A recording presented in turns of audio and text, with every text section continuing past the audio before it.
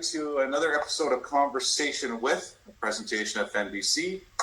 My name is Jason Loutet from Intertek Testing, along with my lovely co-host Amy Roberts from PFG Glass. Hello, Amy. Hello, Jason. How are you today? I am good. It's another beautiful morning, sunny day, and I'm excited about today's guest. Today we have Eric Lee from VictorEric Homes. Say hello, Eric. Hello, everyone. Hi, Amy. Hello, Jason. Thanks for having me on. Hello, Zena.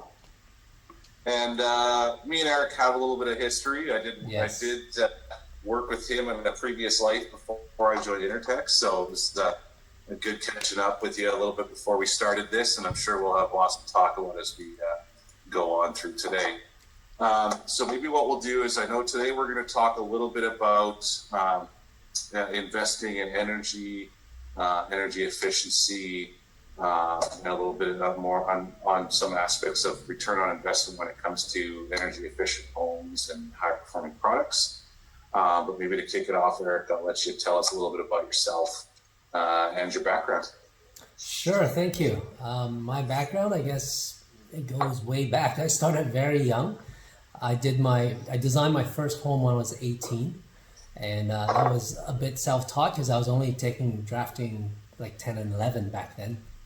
But I had an opportunity because our family was building our first home. And I told my mom, hey, let me try it. And she's the supportive type, so thank God for that. And she said, yeah, go ahead, give it a try.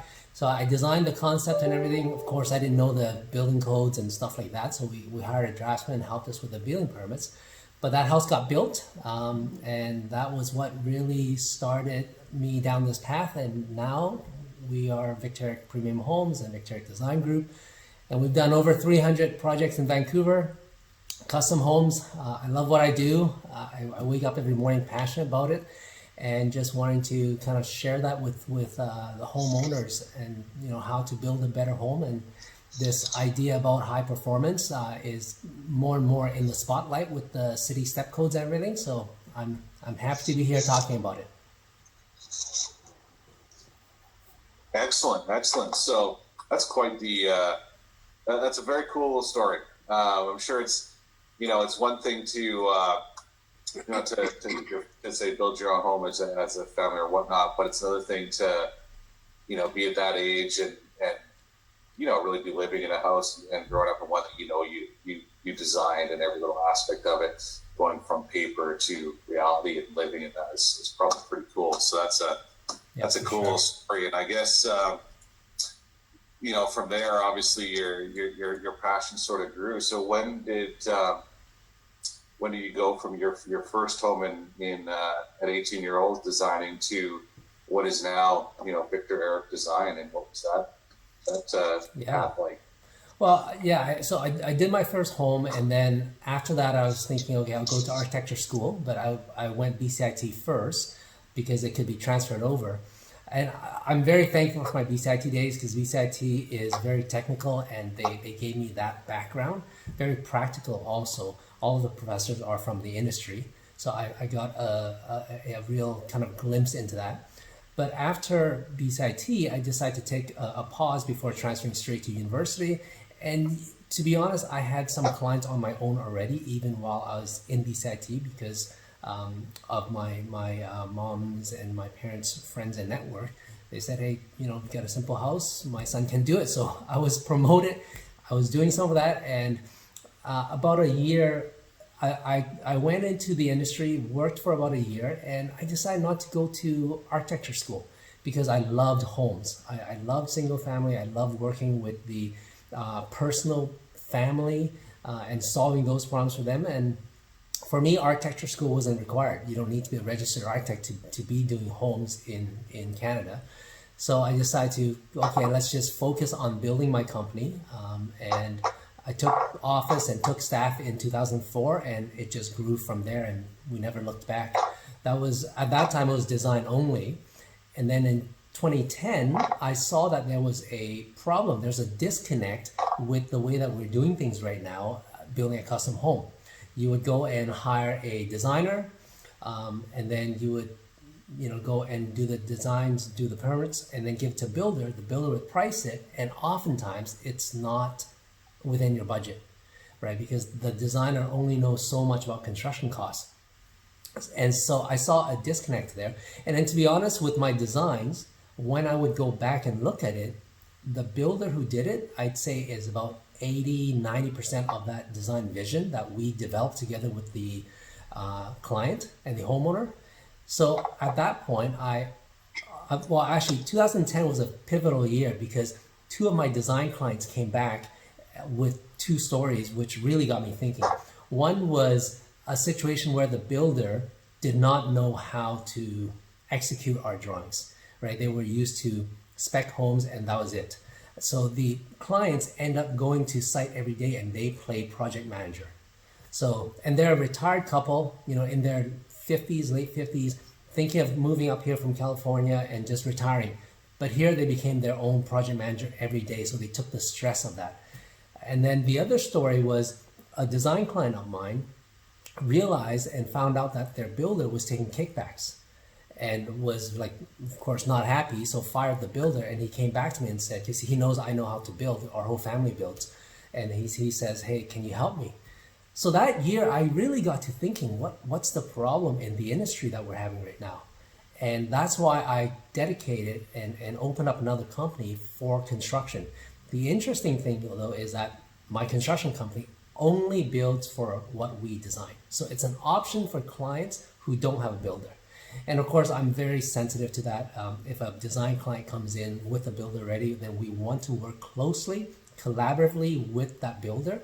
I always encourage the outside builder to come in up in the beginning stages of design, because that's when they can give us input on pricing, on construction methods, all of that. Because I truly believe that good design is a collaborative process, and that's needed. So my construction company fills the void for those clients that don't have that builder already, and we can actually give them a service which helps them budget along the way. So rather than finishing up the design and building permits and then going to budget it and tendering it, we're doing it as we go with design, which the client will be making decisions much more well informed with construction pricing. So I think that's key, and I'm trying to kind of clean up that disjoint in the building process and make it more streamlined for the end user and the client.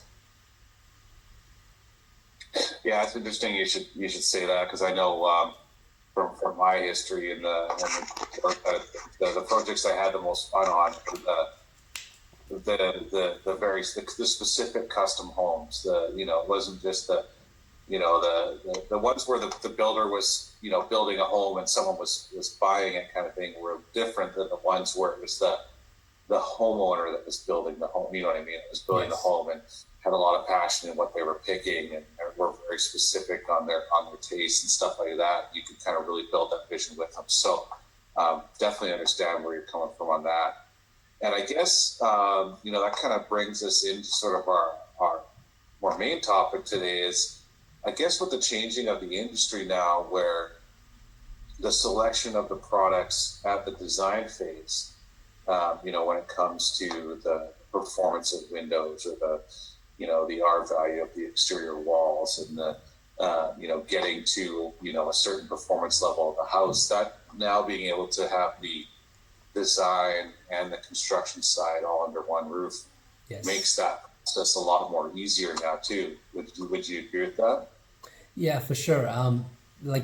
City is pushing for high performance homes with their step code, and that's throughout the country. And building high performance homes is very different than building code built homes. And the key difference is it needs an integrated process. Even if the construction is not integrated with design, ideally it should be, but even if it's not, the design process itself needs to be thought through, needs to be integrated. For instance, the old way of building back in the 80s, 90s, let's say, you can just pick a assembly off the code and put that on there, and then off you go. No questions asked. Now with City Hall, they're asking all sorts of questions, and you want to make sure that you're integrating with your energy advisor, to make sure that the architectural assembly, wall assembly, roof assembly, floor assembly works with the energy model that they're going to do, plus the structural, right? For our firm, we're always integrating between all the consultants. So the structural members that's proposed, all of that actually has to do and affects high performance homes also. So I'm only talking about design integration. Now, you take it one step further and you integrate the construction with it, and that makes a world of a difference for high performance homes, right? What kind of windows, how they're going to build it. As architects and designers, we can think up and dream up of things, and we're making our best guess estimate how they're going to build on site. But if you have that specialist, that construction specialist on your team and working collaboratively with you ahead of time, you'll solve a lot more problems beforehand, before it gets to construction. And that's the key difference. The old way of building, you can solve problems as you go. But now, because you have to hit a certain performance metric, you want to solve those problems on paper earlier up front, and then you build. So that's kind of, I would say, the difference. And it's definitely moving towards that with all of these energy initiatives. It's funny you should say that, because Amy and I, on our last podcast, we had a panel of guests, and they were tied into the energy advisor, energy advisor field. And sort of one of the topics that we talked about was, how construction in the last, I guess you could say 5, maybe 10 years, but more so 5, it's really changed from the process where it was, select your floor plan and the kind of general look of the house, and off we go, digging a hole and up it's going. And then as it, starts to take shape, then you show up at the site and go, okay, that's what kind of windows do you want now? We got to put windows in a few weeks. What kind of doors do you want? And all those things were spread out over the life build of the house. Exterior cladding, stuff like that was picked later on, and final finish it.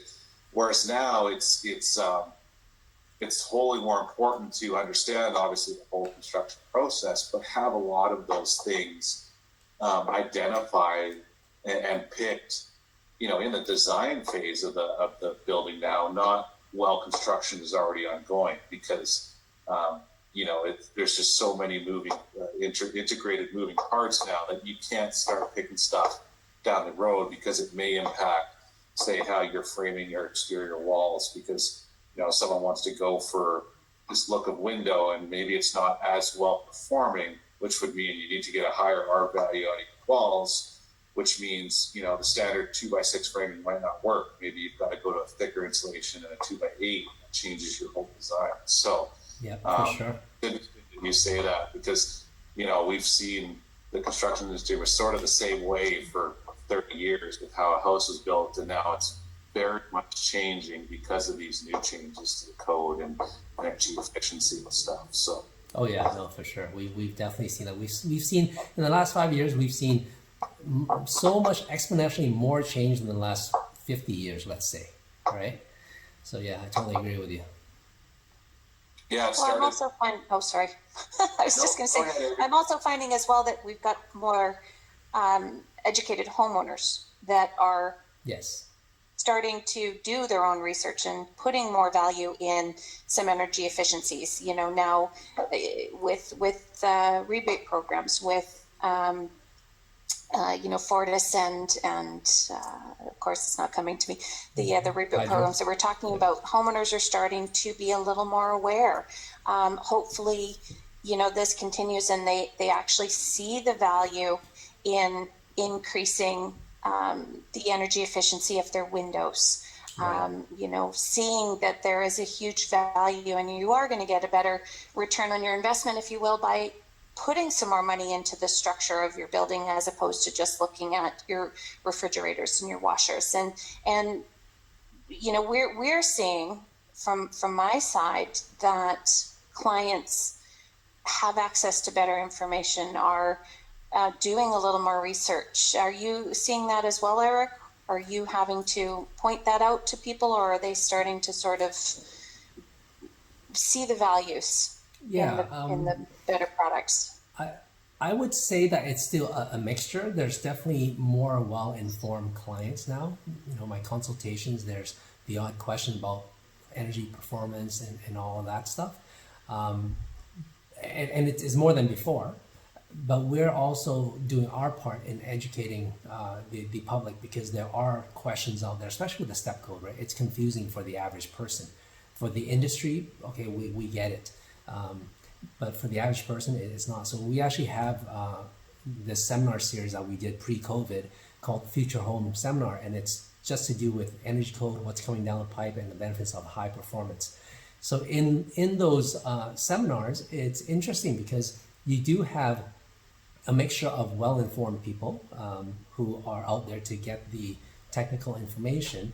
And then there's those who are curious, because at the end of the day, people who are building for themselves understand that it's a long-term investment, and they want to know, okay, what are my considerations? Because it's a huge investment, huge decision. What does it mean for me for performance over 25 years? And what does it mean to be, well, this part they don't quite understand, but thermal comfort. It's something they don't understand. It's not at the top of their mind, but once I bring it up, it becomes the top of their mind.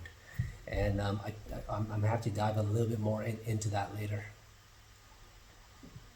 Yeah, it's definitely you know, like Amy said, the consumer definitely has a lot of more information and options at their fingertips now too. So you know, it's one thing for that information to be out there, but it's another thing for you know, for an organization like yours to where your people are very well informed on what's going on and what the information to be aware of and stuff, because the you know, as we know, like, you know, before, if, you know, the options to a homeowner in terms of what they could put, you know, windows and doors and things like that, was a fraction of what it is now with the internet, the global marketplace, and you know, websites like House and all these other ones that, you know, show a million different options, and being able to educate the homeowner, saying, okay, well, you know, this is the stuff you need to look for. This is the information you need.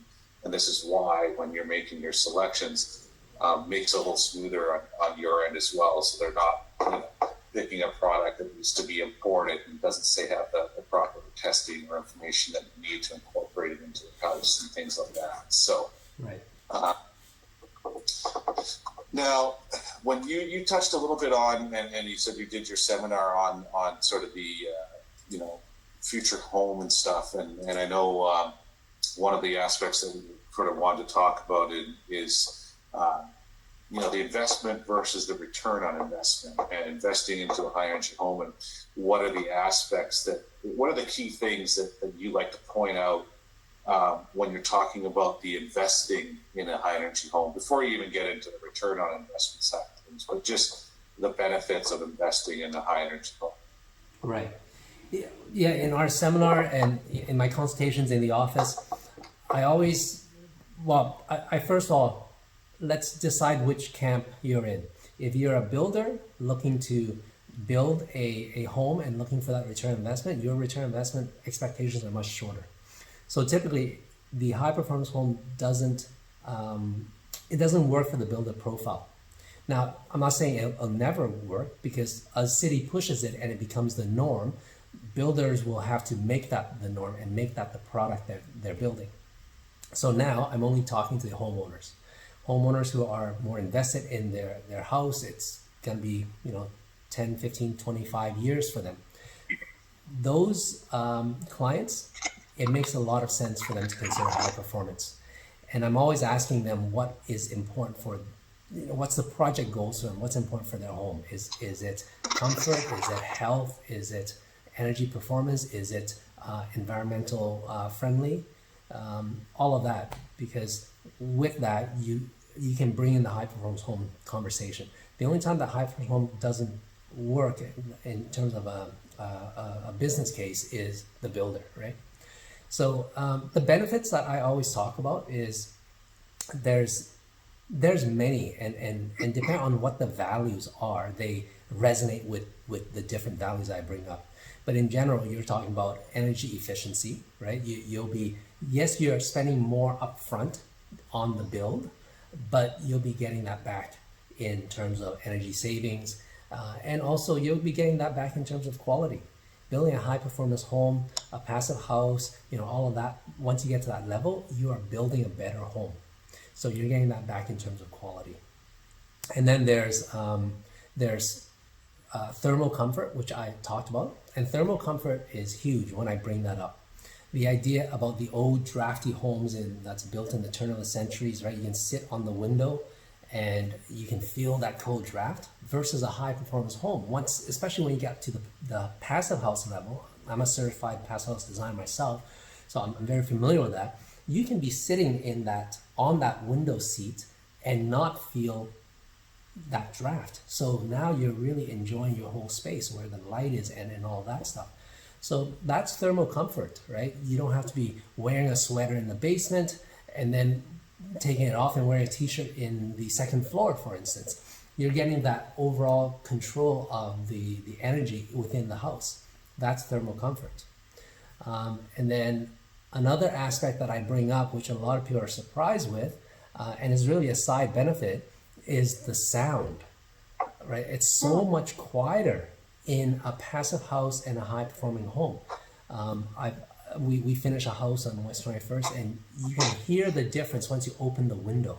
But the extra insulation, the better performing windows, the better glass, all of that brings you the added benefit of having a much quieter home.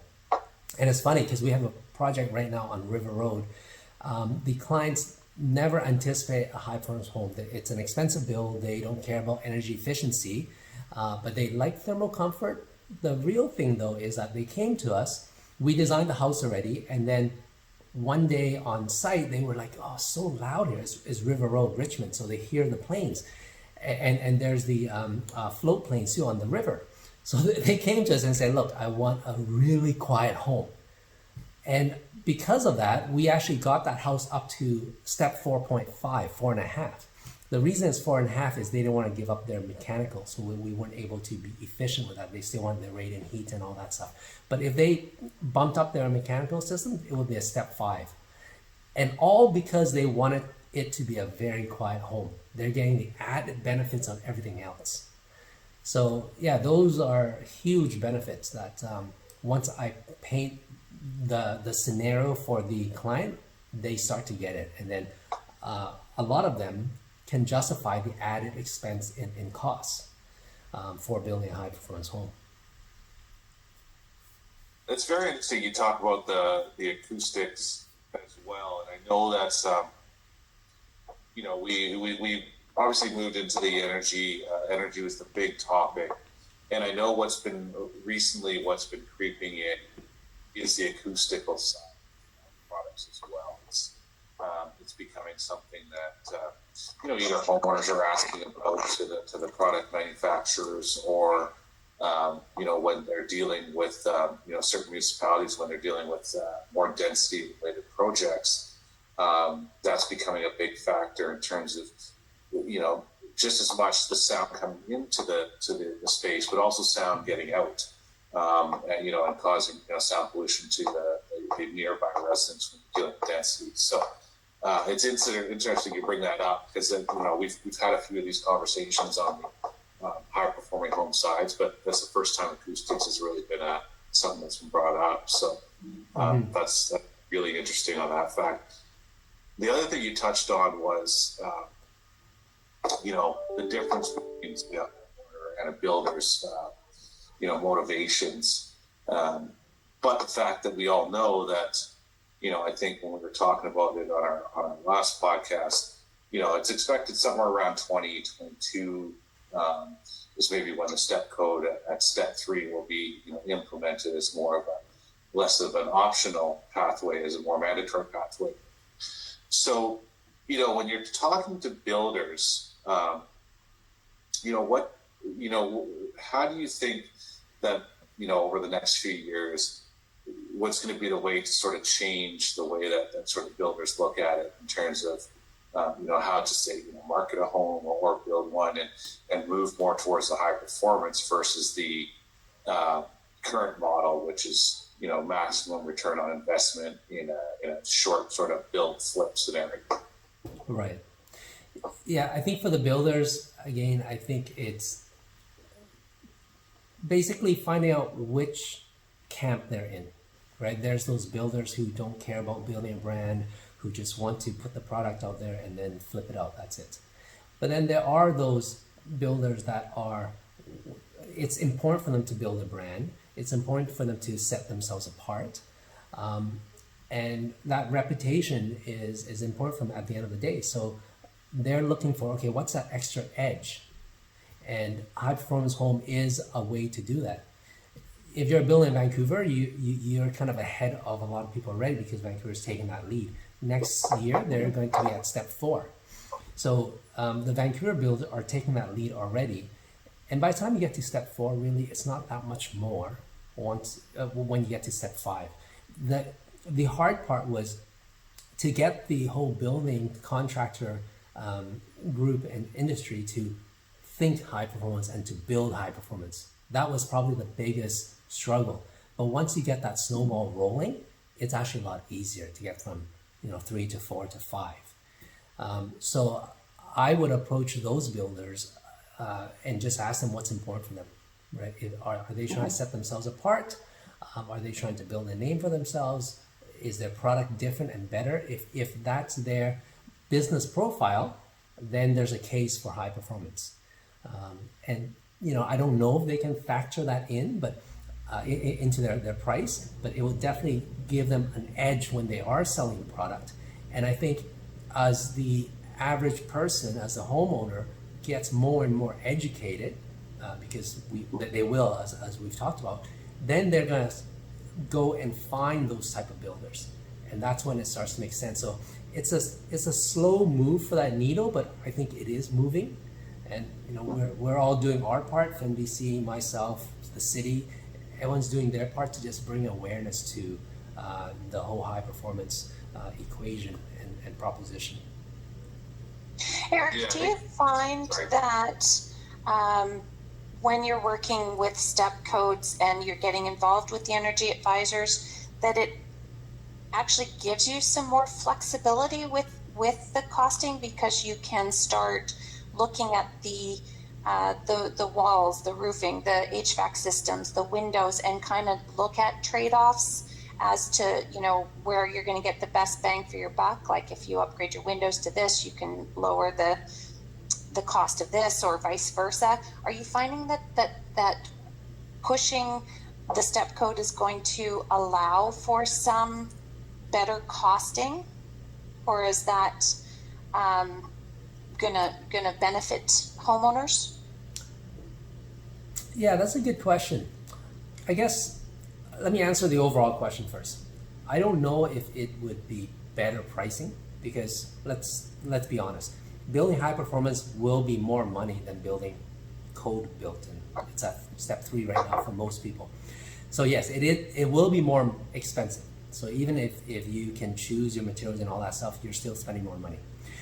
Once you get over there, and within that, yes, I think there's a flexibility that it brings to maybe find certain savings, because it's not prescriptive anymore. It's performance based. So as long as you meet this energy performance, then you can do whatever within there. So we have more variance to play with. So if that answers your question, yes, there's some flexibility. We can choose from that, but within the whole equation, high performance is still more money. And I mean, the other side of it too, I guess, for builders, you were talking about, what camp they're in. I mean, long-term viability, the logic sort of dictates that, pretty much all builders should start looking in or be considering the high performance home pathway, because, eventually the old way of doing it of, like you say, not really, about the brand or being in that high performance area is a concern to them. It's more of the quick flip. And, one, that option really isn't going to be there from the pathway in terms of compliance pretty soon or down in the future.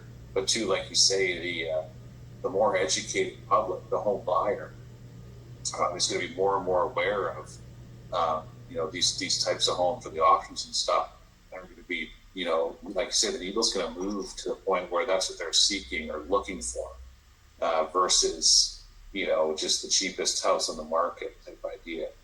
Would you agree with that? Like, where do you see those, builders that maybe don't want to get into the high performance home at in 3 or 4 years? Like, is there even going to be a market for that type of building anymore? Right. Yeah. This touches on my whole, observation of the construction industry. I've been in this game for like 25 years now. And I would say, as a general statement, being a builder is easy in BC.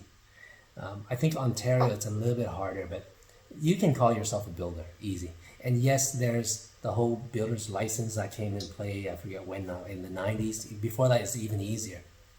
But that's still not a very good knowledge test. So because of that, many people come out and just be a builder. And, in the boom, 2016, 2015, 2016, 2017, when it was just crazy, it was horrible. I did not like it, because anyone and everyone can go and build a home because there's so much demand. And there's a lot of trickle effects, even trades. There's so many bad trades out there during those years that it did not do our industry any favor. Because it's so busy, everyone just jumps into it. So overall, I think the whole industry still should be a bit more, I wouldn't say regulated, that's not the word, but it should be harder to be a builder. And I'm hoping with the step code requirements and all of that stuff, that would encourage the builder who's in it for the short game. So as an overall statement, I think there's always those builders out there that is in it for the short game, and their value proposition is not a brand, is not longevity. And it might just even be that one house they want to make some money on. So I think there's always that market there. Maybe that proportion will become smaller. It probably will. And those builders who are out there for the long game will increase. So yes, I think the step code and high performance and consumer demand will start to shift the proportions, but I don't think that there will always be some of those builders that are the last to adopt, and you'll have to kind of pull them kicking, screaming to adopt to the latest thing. I think that's just the nature of any market, really, regardless of it's homes or any other type of industry. Yeah, I see it as we sort of discussed it before, with on our last pod, where it's like, if you look at, say, 08, when NAS first came into effect as a more voluntary requirement in the building code, and some manufacturers jumped on it right away and, designed products, got it tested, that passed NAS. Initially their products were more expensive and a better window, if you will. But when it became mandatory, where every window had to meet the NAS and every, now doors too, those ones that were in it early and had built up the experience on it over the years and had already designed products, they were, reaping the rewards at that point, because, they were the ones that had a product ready for market for this requirement. And the other ones that sort of waited or like you say, were drag kicking and screaming, or we're all do it when we have to do it kind of thing. Well, that was scramble time. It was, madness in terms of all these manufacturers trying to design something and get it tested and get it out there so that they weren't missing out on the market. I see that similar to on the home side now with the step code. It seems like it's that same trajectory where, they're giving builders and like yourselves and other builders an opportunity to learn about the step code, get familiar with it, dip their feet into it, figure out what's involved with designing and building these types of houses, so that when it becomes mandatory, they're not playing catch up, and you know, it's not becoming a big sort of like learning experience, and homes are taking them twice as long to build now because of all the stuff they're learning as they go, which is, like you say, not the best way to build in the learn as you go. You want to kind of learn or design it ahead of time. Yes. So that's where I see this going too. Is I think, like you say, there's always going to be those ones there, but I think, you know, ultimately, the builders like yourselves and the other ones that are sort of latching on to this new way, and the homeowners that are demanding it, it's going to make it for a big windfall for the ones that are getting involved in it now, which is why, you know, we're talking about this now. It's a big topic because, like it or not, it's not going to be optional. It's something. Right. So.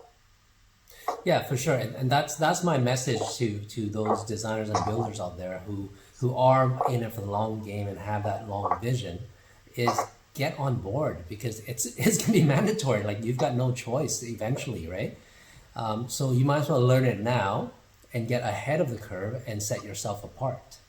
And then those who just want to do MIM, there's always those out there, and that's just the way they perform. They have that short vision, and yes, it will be very hard for them. Surprisingly, I still, like, for the design projects that we do, when the budget's low and we just can't build it, and another builder comes on, they're still building stick build, like 2x8 walls, and we ourselves haven't been doing that for like 3-4 years now. But there's still those people that are, whatever they can get away with as a minimum, that's their goal. So unfortunately, that's the nature of a market.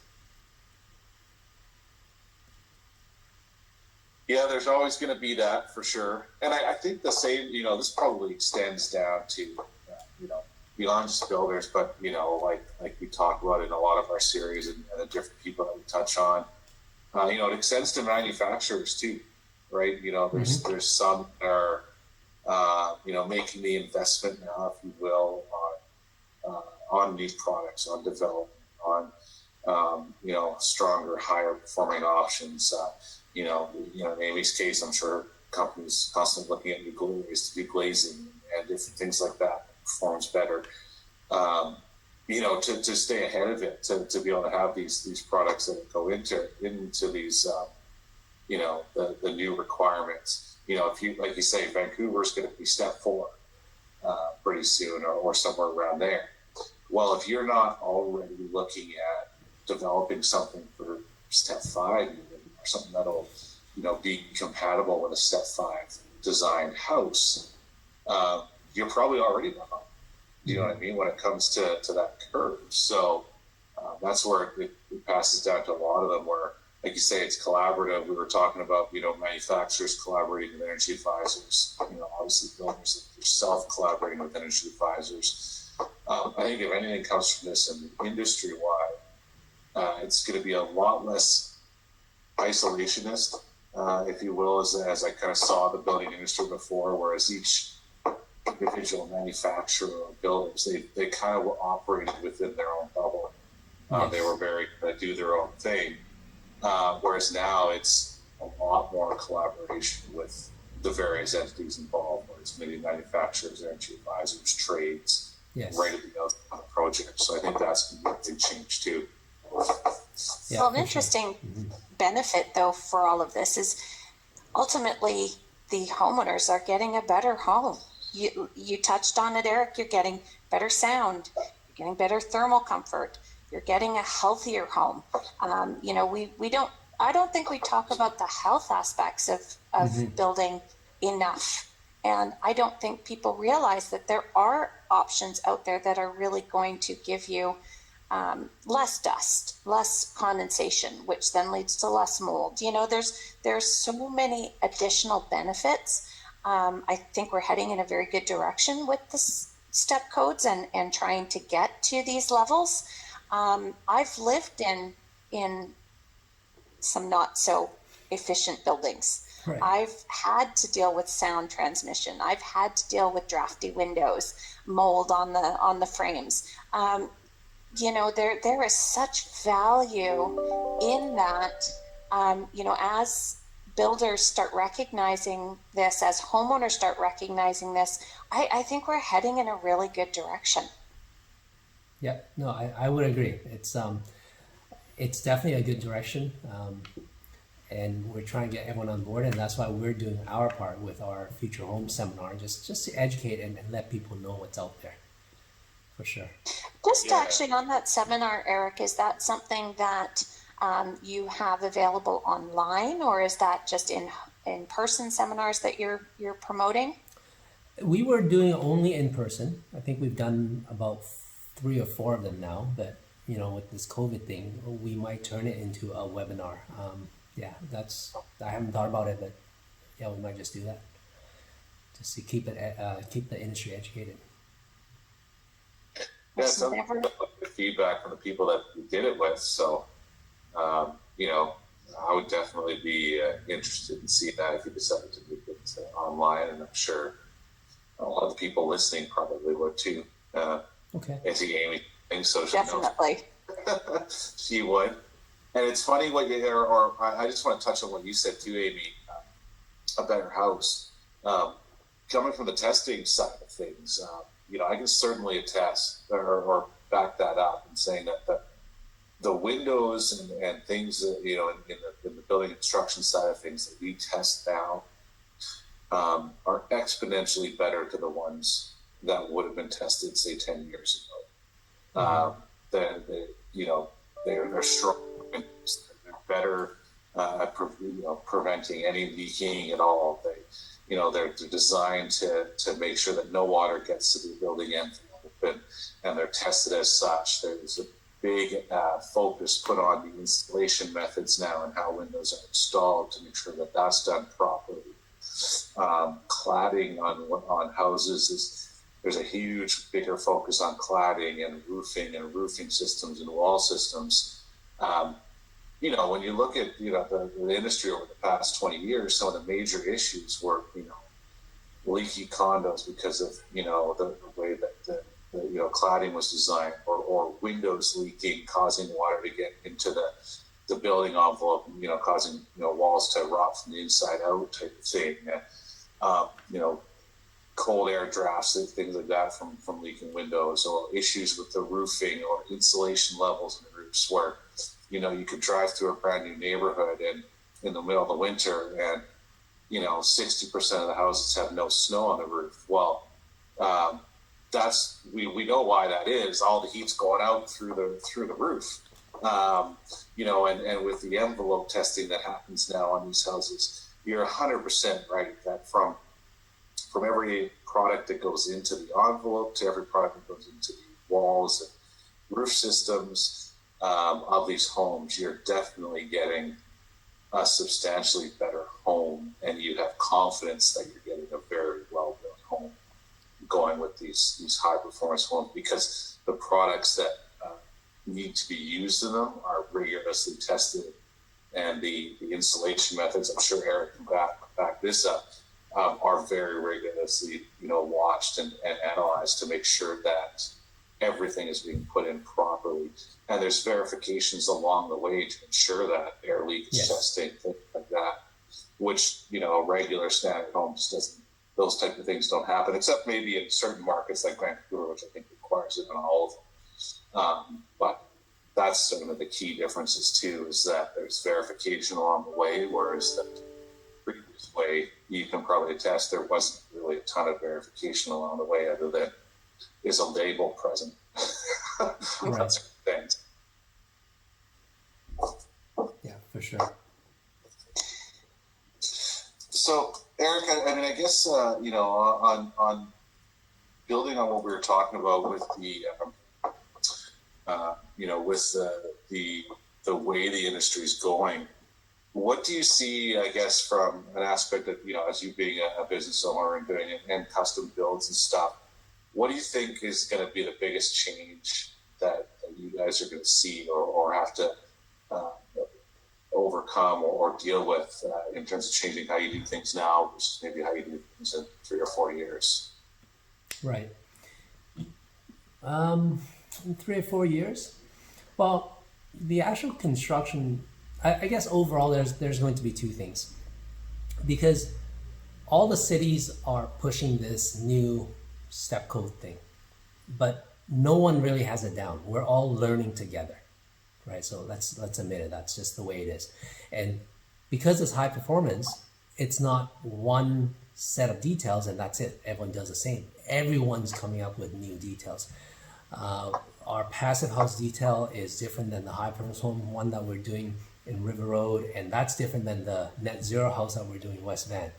So there's going to be definitely a lot of time spent into quote unquote reinventing the wheel. Not completely, but with every new job, we're going to have to come up with new ways of doing things, both in design and construction, but then also the city.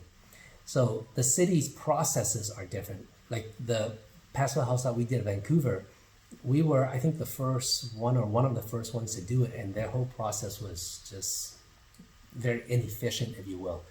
They've revamped it since then. We haven't done it with the new process yet, but there's still clarifications needed and all that stuff. And operating in Vancouver City, I've just take it as a given now that it's going to be a slow process. Unfortunately, the good old days of Vancouver where it was easy to get things and it was quick, that's gone. We in the industry keep on hoping that they will clean up the process, but it's been about 5 years of us trying to prod them and it's still the same. So I'm taking as a given that city, not just Vancouver, but every other city trying to do the step code will have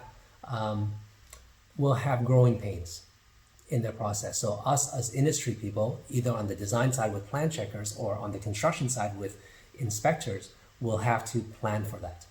When we did our passive house, although Vancouver put some inspectors into passive house training, the inspector that we had just did not know what was going on because it's just so new to them. It was above his head and he was making it hard for us actually. So we actually we went above him and requested for a different inspector, someone that knows a little bit more about high performance and passive homes. So that's one example. On the municipal side, you're gonna have to expect growing pains and maybe even you as the industry people to educate them because we're in it together. And then on the design side, same thing. We're going to have to learn with the energy advisors, with the passive house consultants, with all that. And then on the construction side, same thing, right? Your trades are going to have to learn the new method. Like when we did our passive house, I had to send my site supers to BCIT for training because there was no one that knew how to do the geothermal insulation below the foundation. So we took that on ourselves. So these are bumps along the way that we'll have to expect and learn. That's kind of what I would foresee as an industry as a whole in the next 5 years. Well, actually up to 2030, right? That's when it's supposed to be done. So yeah. Sounds like a change in the process of how you're building a home, and even the timeline and how you anticipate things now versus then. Obviously, the change, and the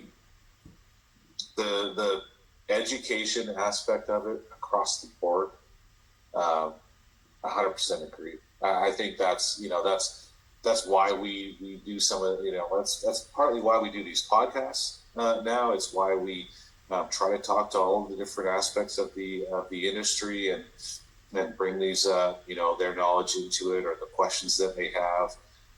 It's the same thing why FENBC itself exists as an organization to try to educate as many people as we can. And this time now, there's a ton that's going to be changing and educating. And the one area that we've always struggled to connect with is the municipalities.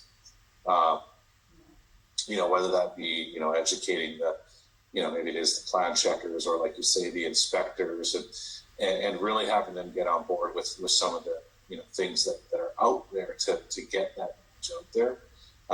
You said you had to send guys to school because no one knew how to do it. Well, that's where I think there's opportunities to collaborate and point out like, hey, there's an opportunity out here for if you get people trained on this, it's going to be a benefit to you. Or same thing with the cities. Hey, I'm sure every city wants to, have the construction process go as fast as possible. I mean, it's better for them to have the construction industry flourishing versus getting feedback saying, yeah, it's really difficult and slower, it takes longer.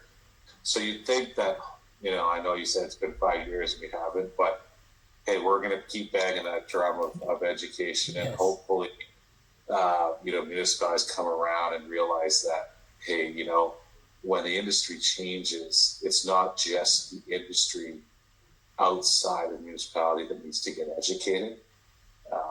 It's inside the city and the people that are involved in the industry too that also need to keep up with that education. And I agree. I think even from my experience before, that seems to be where some of the disconnect is. And don't get me wrong, inspectors have a ton on their plate that they have to know. But I think there is an opportunity there for more learning to be available or to be promoted in the cities. Yeah. Definitely.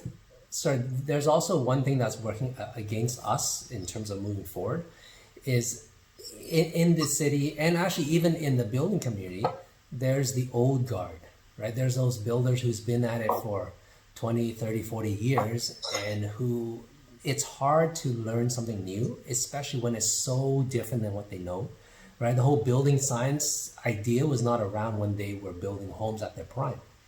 So you have to shift their mentality. Like building high-performance home is very much, it starts with the mentality shift. If you can't shift that, it's going to be a struggle. And that's what we experienced with that inspector at our passive house. We requested for someone younger, someone more kind of knowing about high-performance homes. And that's what I also experienced with older builders that I meet. They just think that, okay, that's how I've been doing it and it works. Why can't I continue doing it? Right? So just being open to that new way of doing things, that's a struggle by itself just because of the human dynamics of doing something for so long. It's hard to shift that momentum. Oh yeah, and that falls into the manufacturer's side of things too. I can see you nodding, Amy. And yes. That there's definitely that aspect of the old guard in the manufacturing side of building products and the transitional or new or innovative side of things. And some of those are crossed over. Even some of the old guard has really embraced the new technology and new stuff and moving forward with their products and being innovative and using that as their competitive advantage. Whereas there's definitely some, and I'll keep referring back to the industry I used to be in on the door side, especially where it was, we've been doing this for 30 years. Why do we gotta change and do testing? Doors have been fine and windows have been fine for years. Well, eventually it was either you come around or you get left behind.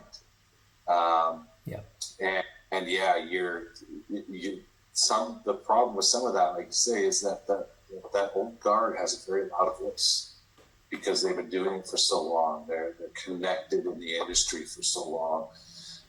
And it's hard for the industry as a whole to move forward unless you kind of get everyone pushing in the same direction. So, but hey, I think, it's always going to be evolving. We're always going to be getting new people into the industry and people like yourself that are being very innovative. So I think over time that'll work itself out. But yeah, that's definitely a bit of a drag for sure on things moving forward as fast as we'd like to see them.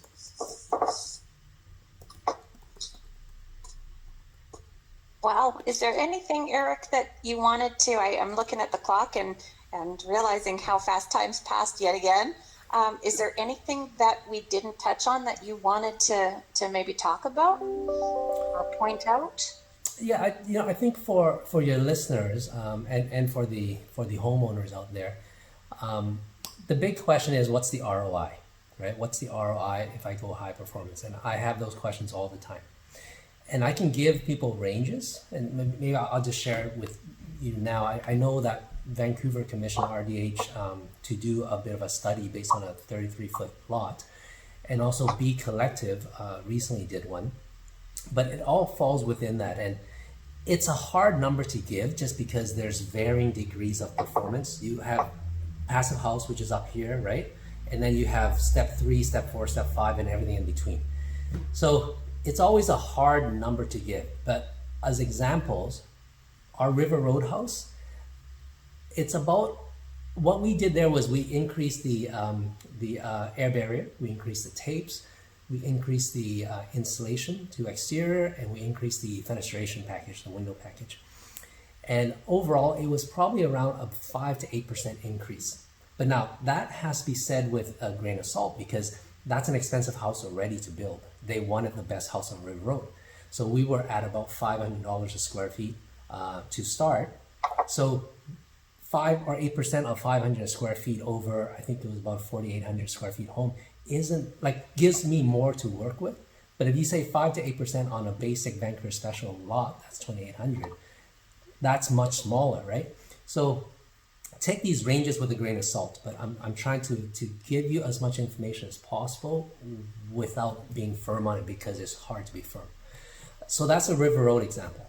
And then if you go to passive house, it's all over the map. It really, there's so many variances.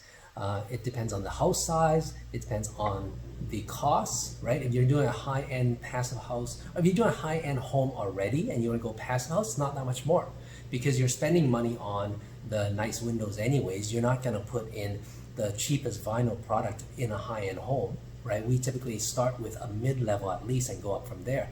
So then the jump to go to passive house certified windows aren't that much more. And then you're spending a bunch of other stuff, which brings up your construction costs, and you take a percentage of the high construction cost, isn't that much more. So I don't know, passive house, I've seen it anywhere between like 20 to maybe about 30 or 40%.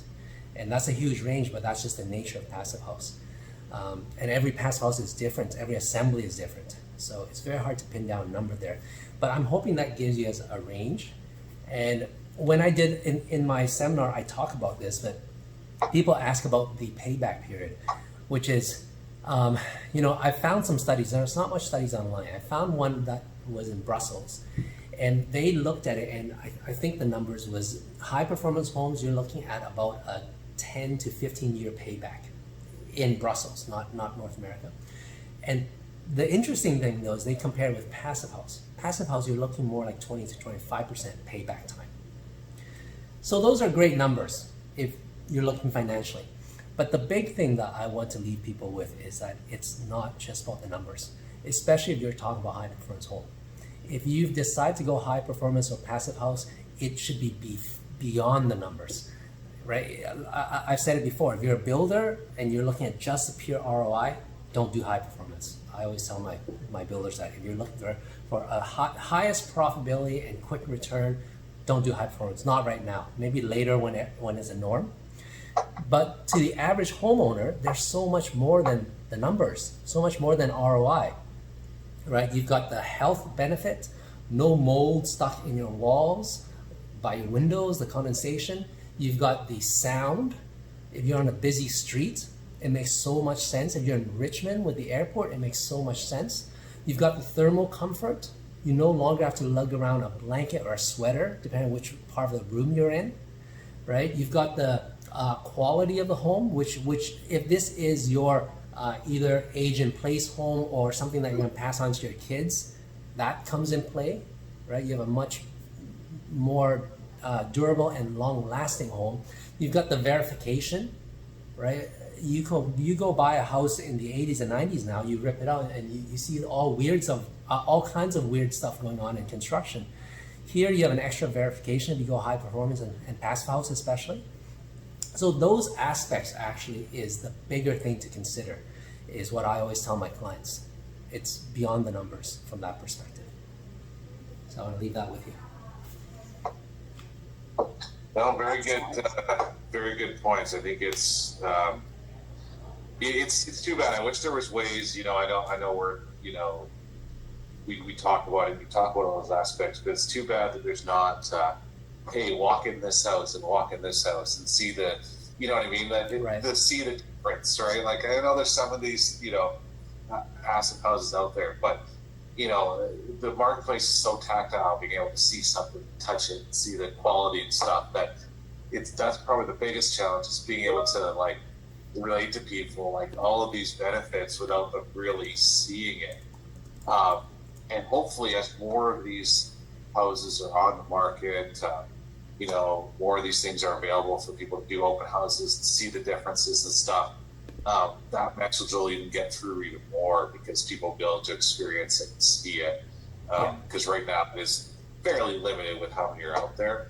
Right. But like, maybe you can tell me if these things still happen. I know, back in the day when I was younger, they used to, builders used to get together and do things like street agreement and stuff like that, where, they build these very, elaborate, cutting edge, using all the latest technology homes in a Right. block radius, and people could walk through and experience all the new technologies. And I thought those are really cool. They expose people to all the new things you can put in your house. I don't know if those are still happen, but man, I don't think so. Because those are really a way to expose people.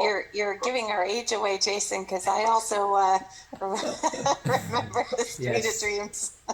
That's right. Well, they had one every couple of years or whatever, and that's one thing I remember about them, is it always had the latest technology and the latest things in them. That was, part of the qualification of being able to be a builder on one of these things, was that you were using the latest technologies. And right.